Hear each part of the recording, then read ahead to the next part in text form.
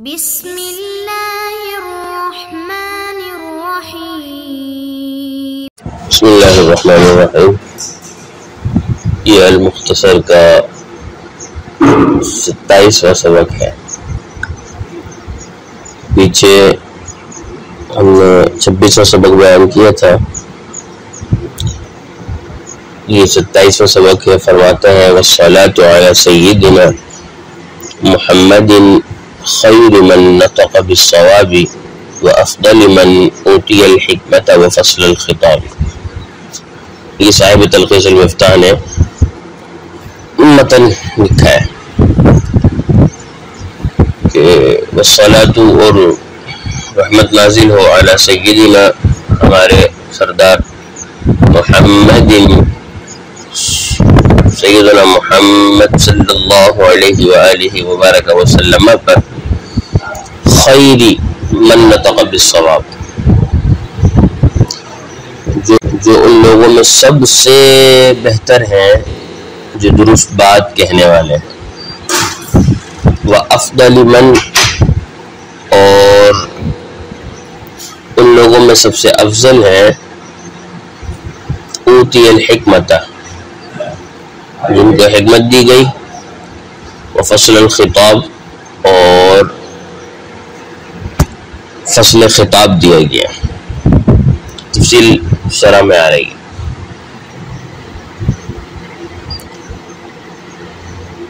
ماتن نے پہلے جملے میں ہم بیان کی، پچھلے والے جملے میں ثناء یزداں کا ذکر تھا، اللہ تبارک و تعالی کی توصیف تعریف تھی اور اس کے متعلقات تھے، اور یہاں سے رسول مکرم سیدنا محمد رسول اللہ صلی اللہ علیہ وآلہ وبارک وسلم کی ثنا ہے۔ یہی وجہ ہے کہ والصلاۃ کا جو جملے کا عطف ہے وہ ما قبل جملہ پہ رکھا گیا ہے، اور درود شریف ذکر کرنے کی اور پڑھنے کی جو وجہ ہے وہ بیان کر دی ہے میں نے ماقبل سبق میں، جو مقدمہ مختصر کے صلاۃ وہاں پر تفصیل وہاں دیکھیں۔ صلاۃ جو ہے مصدر ہے اور اس کی لغوی معنی دعا کے ہیں، جیسے قرآن مجید فرقان حمید میں ارشاد فرمایا کہ ان صلاتک سکن لہم، کہ محبوب مومنوں کے لیے دعا فرمائے کہ آپ کی دعا ان کے لیے سکون کا باعث ہے، طمانینت کا باعث ہے۔ اور اسی طرح صلاۃ کے اور بھی کئی معنی ہیں۔ پھر صلاۃ کا ایک شرعی معنی ہے کہ ارکان مخصوصہ کی ادائیگی کو صلاۃ کہا جاتا ہے۔ اس کی وجہ یہ کہ دعا جو ہے وہ ارکان مخصوصہ کا ایک جز تھا، تو جز بول کے وہاں کل کا اطلاق، یعنی تسمیۃ الکل بھی اس میں جز ہے۔ اور بعض علماء نے اس کی نسبت کی تبدیلی اور تغیر سے معنی کا تبدیل و تغیر ہونا بھی بتایا ہے، یعنی کہ جب لفظ صلاۃ کی نسبت باری تبارک و تعالی کی طرف ہو تو رحمت مراد ہوتی ہے، یعنی ایصال الرحمت الی العبد یہ مراد ہوتا ہے۔ جسے قرآن مجید فرقان حمید میں وبشر الصابرین الذین اذا اصابتهم مصیبہ قالوا انا للہ وانا الیہ راجعون کے بعد اولئک علیہم صلوات من ربہم، یا اسی طرح ہے کہ هو الذی یصلی علیکم، یا اسی طرح ہے کہ ان اللہ وملائکتہ یصلون علی النبی۔ تو جب لفظ صلاۃ کی نسبت باری تبارک و تعالی کی طرف ہے تو معنی یہ مراد ہے ایصال الرحمت للعبد، اور اگر یہ ملائکہ کی طرف ہے تو استغفار کے معنی مراد ہوتے ہیں، جیسے هو الذی یصلی علیکم وملائکتہ میں الذی یصلی علیکم جو ہے وہ ایصال الرحمہ ہے، اور وملائکتہ جو ہے وہ استغفار مراد ہے۔ اور اگر صلاۃ کا لفظ مومنین کی طرف منسوب ہو تو اس کا مطلب طلب رحمت ہے، دعا کرنا ہے۔ سیدنا، یہ جو لفظ ہے یہاں لے کر آئے ہیں، اس میں تلمیح ہے۔ تلمیح کا مطلب ہوتا ہے کسی مشہور آیت، کسی مشہور حدیث یا کسی مشہور ضرب المثل یا محاورے کی طرف اپنے کلام میں اشارہ کرنا۔ تو اور اس میں اس مشہور حدیث کی طرف اشارہ ہے کہ جس میں رسول اکرم صلی اللہ علیہ وآلہ وبارک وسلم نے ارشاد فرمایا کہ انا سید الناس یعنی انا سید ولد آدم، دونوں طرح مرفوع ہے، منقول ہے۔ تو اس میں اس طرح اشارہ کیا، سردار کے معنی میں محمد صلی اللہ علیہ وآلہ وبارک وسلم، یہ رسول اکرم صلی اللہ علیہ وسلم کا نام نامی اس میں گرامی ہے، اور رسول اکرم صلی اللہ علیہ وسلم سے یہ نام کسی اور نے پہلے نہیں رکھا، اور یہی وجہ ہے کہ جب حضرت عبد المطلب کے پاس لوگ آئے اور انہوں نے پوچھا کہ یہ نام آپ نے کیوں رکھا، دلائل النبوہ امام باقر نے ذکر کیا اس کو کہ یہ نام کیوں رکھا، تو آپ نے فرمایا کہ میں یہ چاہتا ہوں کہ تمام دنیا اس بچے کی تعریف کریں۔ تو یہ امر خداوندی تھا، اور اس نام کی بڑی فضیلت حدیث میں وارد ہوئی ہے، اور بڑی بابرکت فضیلت، بہت زیادہ فضیلت ہے اس نام کی۔ اور یہ تجربہ رہا ہے، مشاہدہ بھی ہے میرا کہ جس کی اولاد نہ ہوتی ہو یا اولاد ہو کے مر جاتی ہو، اگر وہ صرف یہ نیت کر لے کہ رسول اکرم صلی اللہ علیہ وسلم کی نام کی نسبت سے میں نام رکھوں گا اولاد کا، تو نئی اولاد ہو جائے گی۔ اور اگر مرنے والی کا سوچ لے، اولاد جس کی پیدا ہو کے مر جاتی ہے تو وہ زندہ رہے گی اولاد۔ یہ تجربہ اور بارہا مشاہدہ ہے، اور حدیث بھی آئی ہے اس طرح کی۔ تو یہ بڑا بابرکت نام ہے۔ حمید احمدی سے مشتق ہے، مطلب یہی کہ تعریف کیا ہوا، وہ ذات مبارک کہ جس کی تعریف ہی تعریف کی گئی مطلقاً، ہر وقت، ہر زمانے میں، ہر جگہ۔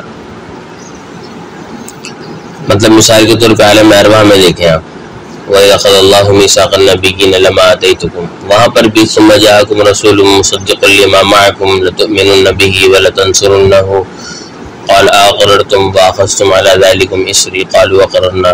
یہ سب رسول اکرم صلی اللہ علیہ وسلم ہی کی بعثت کی بات ہو رہی ہے۔ حضرت آدم کا معاملہ ہے، فتلقى آدم من ربی کلمات میں۔ اس کے علاوہ اور بھی بہت ساری ہیں چیزیں رسول اکرم صلی اللہ علیہ وسلم کے نام مبارک سے۔ قرآن مجید فرقان حمید میں یہ نام استعمال ہوا ہے، اور کتب سابقہ میں بھی رسول اکرم صلی اللہ علیہ وسلم کا ایک نام احمد استعمال ہوا ہے، وہ بھی اسی سے مشتق ہے، حمید باب سے۔ تو دونوں نام ہیں۔ احمد کا مطلب سب سے زیادہ تعریف کرنے والا، تو اللہ کی تعریف آپ نے کی ہے، اور محمد کا مطلب جس کی سب سے زیادہ تعریف کی گئی ہے۔ یہی وجہ ہے کہ جب ابو جہل نے معاذ اللہ رسول اکرم صلی اللہ علیہ وآلہ وبارک وسلم پر باتیں کرنا شروع کی تو اس نے مذمم کر دیا، تو آپ نے بتایا بطور تفاعل کے کہ یہ تو مذمم کو کہہ رہا میں تو محمد ہوں۔ تو اس میں بھی اس جانب اشارہ تھا کہ میرے نام کا جو معنی ہے وہ ہے تعریف کیا ہوا، وہ جس کی برائی بیان کر رہے تو وہ کرتا رہے، اس میں میرے نام میں اور میری ذات میں اس طرح کی کوئی چیز نہیں ہے۔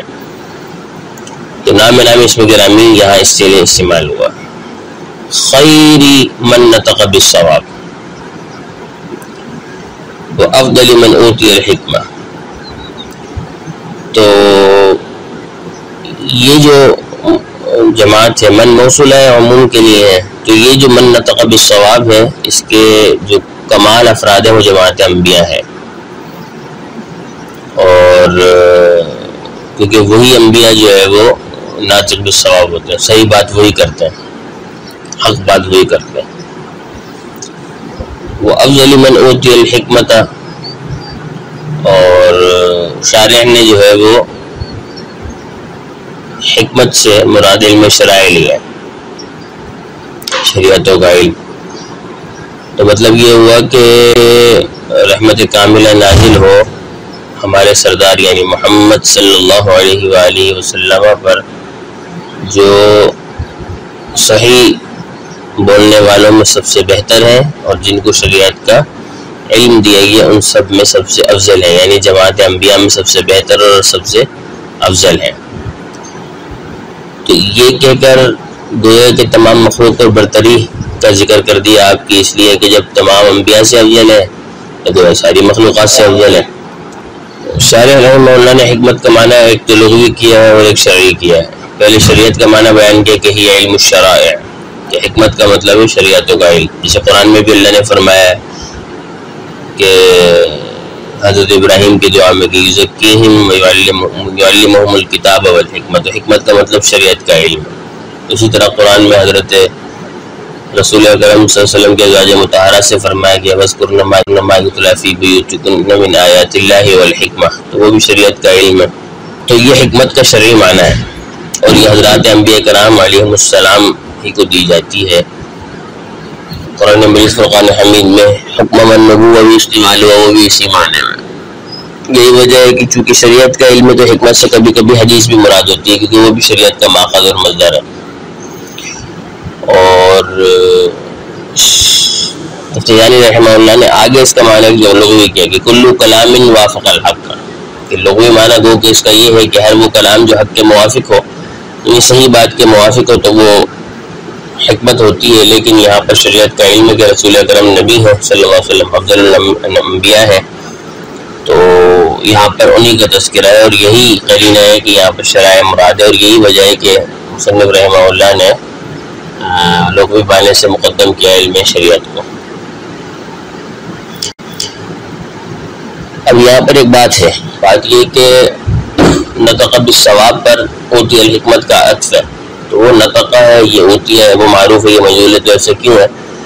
تو جواب میں تفسیرانی رحمہ اللہ نے فرمایا تُرِكَ فاعل الایتاء لأن هذا الفعل لا يصلح الا للہ، کہ یہاں پر ایتا کا جو فاعل ہے اس کو ترک کیا گیا، یعنی کہ یہاں پر معلوم کے بجائے مجہول کیا گیا، کیونکہ قرآن مجید فرقان حمید میں بھی اوتی الحکمہ کا لفظ ہے، من اوتی الحکمہ.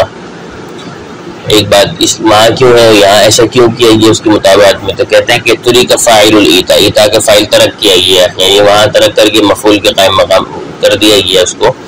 کیوں؟ لأن هذا الفعل لا يصلح الا، کیونکہ شریعت کا دینا ہے اور شریعت کا دینا فقط اور فقط اللہ ہی کے لیے صحیح ہے، کوئی اور اس کا صلاحیت نہیں رکھتا کہ وہ قانون ساز ہو، وہ شریعت بنانے والا. شریعت بنانے والا فقط اللہ ہے اور اس کے احکامات کی تفصیل رسول اللہ بیان کرتے ہیں.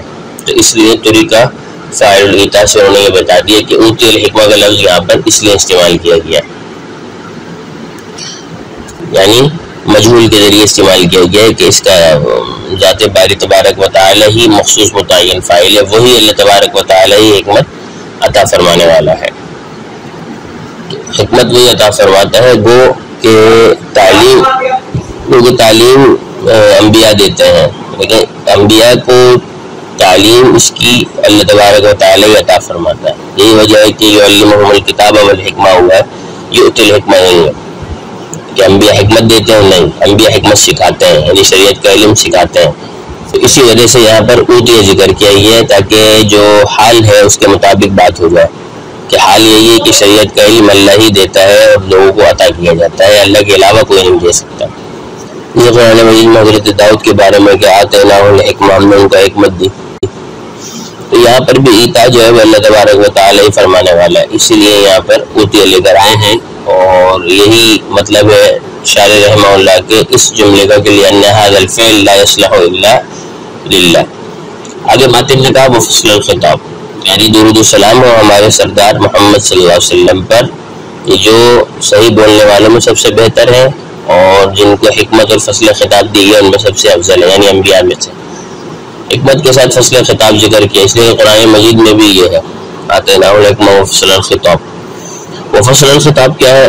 تفتزانی رحمہ اللہ نے فرمایا ای الخطاب المفصول البین الذی یتبینہ من یخاطب به ولا یلتبس علیہ. ایک معنی اب الخطاب الفاصل بین الحق والباطل، اب شارح رحمہ اللہ نے فصل خطاب میں الخطاب المفصول الخطاب الفاصل کا ہے، اس لیے کہ فصل مصدر ہے، مصدر مبنی للفاعل ہوتا ہے، یہ مبنی للمفعول ہوتا ہے، یہ تیسری صورت ہوتی ہے کہ مبالغہ کا استعمال ہوتا ہے حقیقی جب ہوتا ہے، تو تینوں معنی یہاں ہو سکتے ہیں۔ شارح نے دو معنی ذکر کیے کہ اگر فصل بمعنی مبنی للمفعول ہے، الخطاب المفصول مراد ہے وہ خطاب المفصول جس کی تفصیل بیان کر دی گئی، کہ واضح کلام جس کی تفصیل بیان کی گئی، الذی یتبین ہو جو واضح ہو جائے بالکل میں یخاطب بہ جس سے خطاب کیا جا رہا ہے، غیر التبس علیہ اور ملتبس نہ ہو اس کے اوپر، یعنی کہ اگر آپ الفصل کو مفصول کے معنی میں کریں گے تو مطلب یہ ہوگا کہ واضح کلام جس سے ہر وہ آدمی سمجھ لے جس کو اس کا کلام کا مخاطب کیا گیا ہے، اور وہ کلام اس پر ملتبس نہ ہو، جیسے ایک ایک ہے، دو جوڑا ہے، اس طرح۔ اور اگر آپ فصل بمعنی فاصل کریں تو پھر خطاب سے مراد وہ کلام ہوگا جو آپ کو باطل کے درمیان ممیز و فیصلہ کن ہو۔ اور تیسرا معنی ہے کہ اگر آپ مصدر کو مصدر کی حقیقت پہ رکھیں، اور تیسری صورت یہ ہے کہ اگر آپ فصل کو اس کی حقیقت یعنی مصدری معنی پر باقی رکھیں تو بھی صحیح ہے۔ البتہ اس صورت میں نہ تو خطاب مفصول نہ خطاب فاصل ہوگا، بلکہ وہ خطاب جو فصل کے ساتھ یا متصف ہے تو مطلب مبالغتاً ہوگا، جیسے وہ تفتزانی رحمہ اللہ نے عبداللہ یزدی نے شرح تعظیم میں زید العدل کی مثال دی ہے کہ عدل کرتے کرتے زید جو ہے وہ سراپا عدل یعنی مبالغتاً متصف ہے، تو فصل خطاب یعنی خطاب کرتے کرتے وہ ہے کہ وہ سراپا جو ہے وہ فاصل ہو چکا ہے، یہ مفصول ہو چکا ہے، تو یہ مبالغتاً متصف ہوگا۔ بہرحال تو تفتزانی رحمہ اللہ نے یہاں پر صاحب تلخیص المفتاح کے درود شریف اور اس پر متعلقہ گفتگو کی ہے، اور اس کو بیان کیا ہے کہ یہ انبیاء میں سے افضل ہے، اور حکمت کا کیا معنی ہے، اور اوتیہ کیوں لایا گیا ہے، اور فصل خطاب کی انہوں نے تفصیل بیان کی ہے۔ اللہ تبارک و تعالی سمجھنے کی اور برتنے کی توفیق عطا فرمائے، وما توفیق الا باللہ۔